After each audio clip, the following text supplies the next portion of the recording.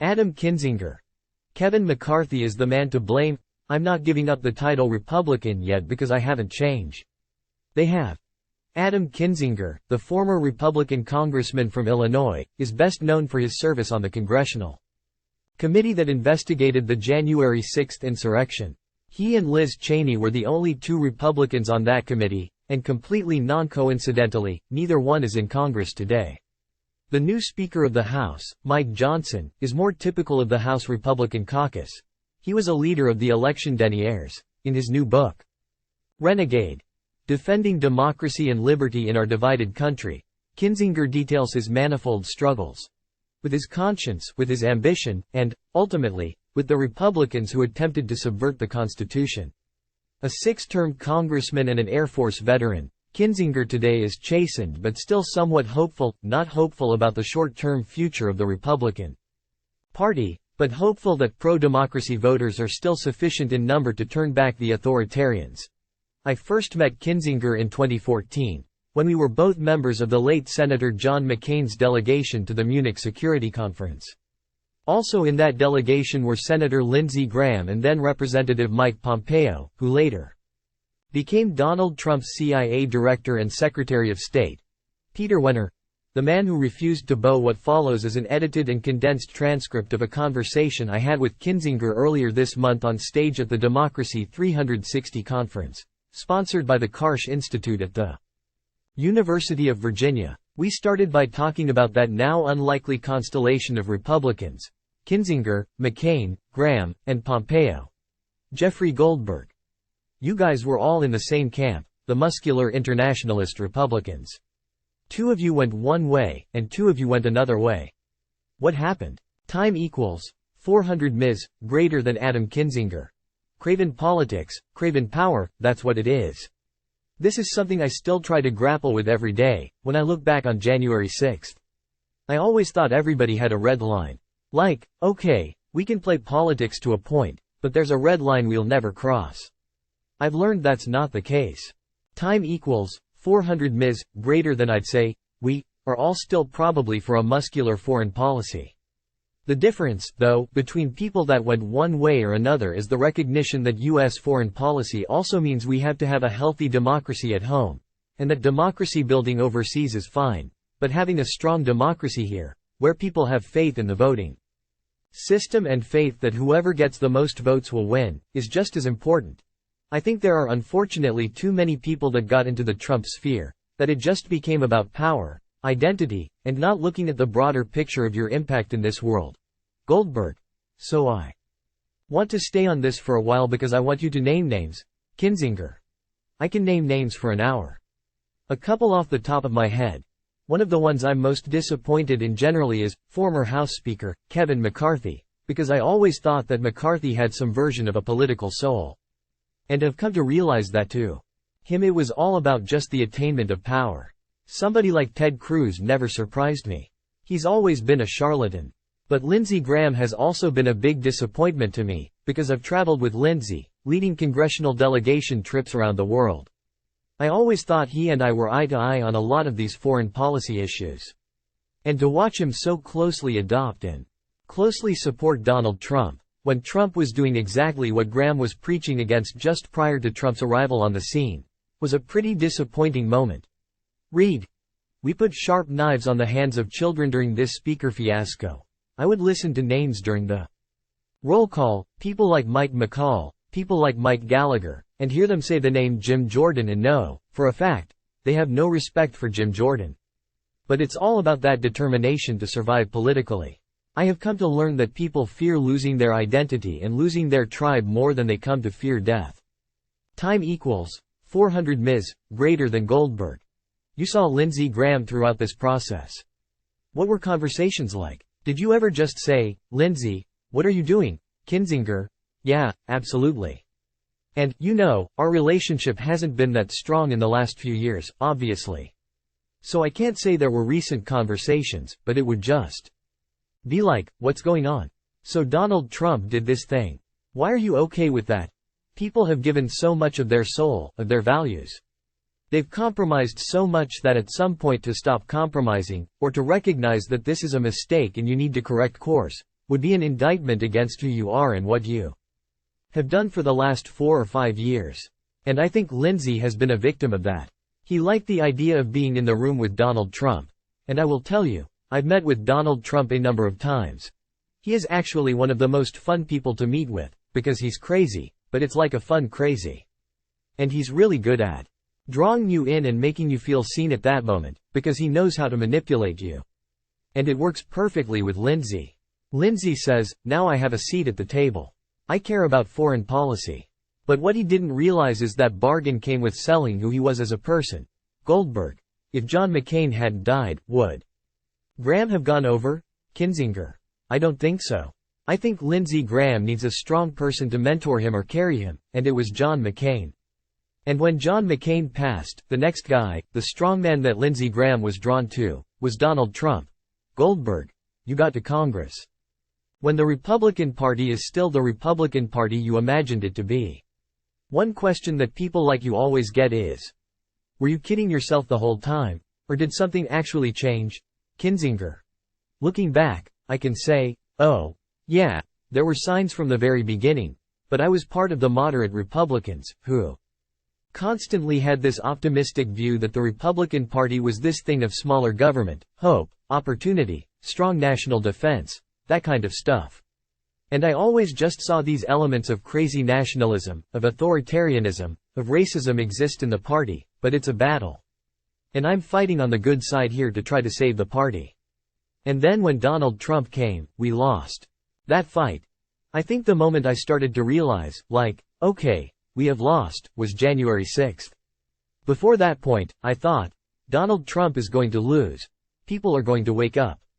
Even on January 6th I said, people are definitely going to wake up now. Now, with the benefit of time and looking back, I can say, you know what? Those strains were there. Some of them were hidden because it was not yet socially acceptable to say things like, let's throw out the Constitution.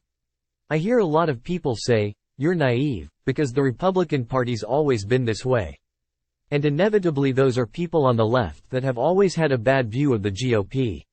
I understand the viewpoint, but I don't think that's correct. I think there were a lot of really good factions in the GOP. Goldberg. Explain the psychology there. What motivates this outburst of anger on the part of the voters that led to Trump's triumph? Kinzinger. I think the resentment came from Fox News and the right-wing media echo chamber. Why'd I say that? So this is something I take a lot of personal blame for being part of as well, although I think I did better than most. In 2010, we learned that fear is the best way to raise money ever. If I send you an email and it says, Dear Jeffrey, I want to lower tax rates and we need some help, blah, blah, blah, you may give me money. But if I send you an email and it says, Nancy Pelosi is trying to murder you and your family, and in essence, I convince you that I'm the only thing standing between you and the life of you or your family, you'll part with anything, including a significant part of your fixed income from Social Security. So in 2010, we learned this. And instead of using that kind of fire in a controlled way like politicians do, sometimes we let it burn. There was always this fire going, and we stoked it too far. Goldberg. How do you reach people who haven't been reached, to change their minds? There's 35% of the voters who are hardcore. Time equals 400 ms. greater than Kinzinger. Well, if the January 6th committee didn't do it and the people still believe the scandals, I'm not sure that 35% can be turned on a dime today. But here's the two things we can do. We can convince their children. You would be amazed how many children have a different viewpoint than their parents, and how they can pull their parents off the ledge. I did that with my parents when I got elected. My dad would call, and he's watching Fox News all the time. And I finally said, Dad, I'm in the middle of this and I don't have near the stress you do, and you can't even see the difference. Right? And he's like, you know what? You're right. The other thing is, if only every one of those people running against Donald Trump in the primary would tell the dang truth, people would actually believe it. Donald Trump gets indicted with all these different indictments and then they ask, you know, what do you think, Tim Scott? What do you think, Nikki Haley? What do you think, Vivek Ramaswamy? What are your feelings on these indictments? But every one of those people say this is a witch hunt.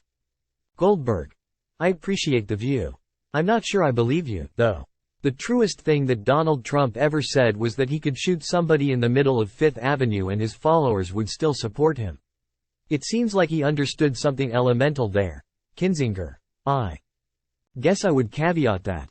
I don't necessarily believe, if Nikki Haley alone came out and said it, that it would be game over for Donald Trump. I think this is a specific moment where if all these people told the base the truth, they could damage his support significantly. Goldberg. Stay on this question of Trump and Trumpism. Who do you blame for his return? Kinzinger. One person, Kevin McCarthy. And I'm going to tell you exactly why. So there was a period after January 6th for 2 or 3 weeks.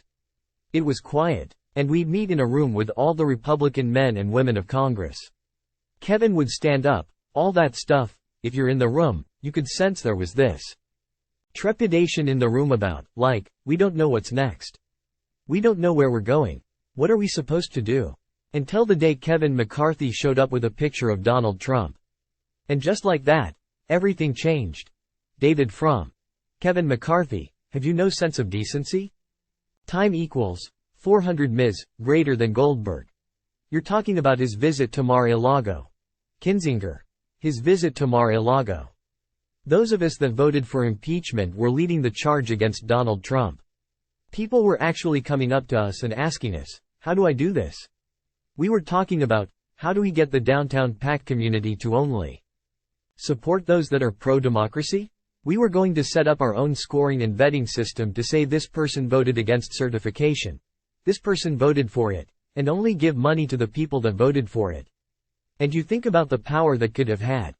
Then that picture happened in Mar-a-Lago, and all of a sudden we went from considering doing a vote of no confidence against Kevin McCarthy because of his role in January 6th to a point where everybody turned against me, Liz Cheney, and the others that voted to impeach, all because of that picture. Goldberg. So you must be at least a little bit happy about Kevin McCarthy's downfall. Time equals 400 Ms. greater than Kinzinger. I'm very happy about it. I'm very happy. I've got to be honest. I'm sorry. It's not great for the country, but it's really good. Goldberg. You're describing Kevin McCarthy as a person who went along with the radical pro-Trump, anti-democracy right and then he eventually got eaten by them. Kinzinger. This dynamic to an extent has always existed. It would be people like me fighting against the Jim Jordans, but it was behind the scenes. Now it's brought out to the open because for the first time you now see the people like me, I will call them the moderates, even though there's really no moderates left. The moderates are finally standing up and fighting back with some of the tactics that Matt Gaetz and Jim Jordan used. Why is it that terrorists are so powerful? Because they're willing to do something that most other people aren't. You know, commit an act of terror if you're a legislative terrorist, like John Boehner called Jim Jordan very accurately, and he's willing to vacate the chair or Matt Gaetz is willing to vacate the chair. They're powerful unless people push back. And that's what's happening. How does a Kevin McCarthy get to this point? A man who I thought had a red line. I always thought he was a very good politician and that he could play around the edges, but he wouldn't cross the line. And in January, he cut a deal that made what happened a few weeks ago completely obvious. Everybody knew this would happen. That's how we've gotten to where we are. And this is a moment where the Republican Party either will collapse in a heap of fire or they will actually fix themselves somehow through this. The country needs a healthy Republican Party regardless of what you feel about the Republican Party, because we need a liberal and a conservative philosophy competing in the United States. That's what a healthy democracy is. Goldberg. Does Trumpism survive Trump? Kinzinger. 5 months ago, if we were sitting here and you said, does it survive past Trump? I'd be like, absolutely. Because Trumpism has now been learned by others. But I'm starting to play with the idea that maybe enough Republicans are starting to get exhausted of Trump and maybe Trumpism doesn't survive. Donald Trump got elected in front of a wave of people that wanted to break the system. But there is an undercurrent right now of people that are desperate to fix and heal the system. And when that right person comes along, like an Obama-type character, I think that may revolutionize the future, but I'm not sure. Goldberg. Can you imagine yourself back in Congress as a Republican? Kinzinger. That's two different questions. Could I imagine myself back in the House? No. Could I imagine myself back in politics? Yes. Could I imagine myself back in politics as a Republican? Not in the current environment. Goldberg. In other words, do you think that the fever would break to a point where the Republican Party would be a different party and have you back? Time equals 400 ms, greater than Kinzinger. I think someday. I just don't know when that's going to be. And it's not now. I think if I ran as a Republican now, I wouldn't do too well. Goldberg. Are you still a Republican? Adam Kinzinger. It's an interesting question. I will not vote Republican. I voted Democratic last election. I intend to vote Democratic this election, not because I've changed my mind necessarily, I've moderated, quite a bit, but because I think it is a binary choice. Do you like democracy or don't you like democracy? And I think that the only thing we can vote on in 2024 is democracy. So I'm not giving up the title Republican yet, because I haven't changed. They have, and I refuse to give them that satisfaction yet. But I feel like a man without a party. Kinzinger. It's not the greatest job. But, okay, when you walk into a room for 5 or 10 years and no matter what room you walk in, unless it's the White House, you're the center of attention because you're the highest ranking person there and you've spent your whole life to attain this job. A lot of my colleagues spent everything to become that. Losing that freaks you out. As somebody that announced I wasn't running again, the thing you fear the most is how do I feel the second after I put out that press release. My co-pilot in Iraq sent me a text that said, I'm ashamed to have ever served with you. I had family that sent me a certified letter saying they're ashamed to share my last name, that I was working for the devil. I used to laugh about it 10 months ago, but I've really allowed myself to accept what damage that's done to me and my family. It's not easy to go through. But I'm going to tell you, I have 0.0% regret for what I did, and I would do it all the exact same again.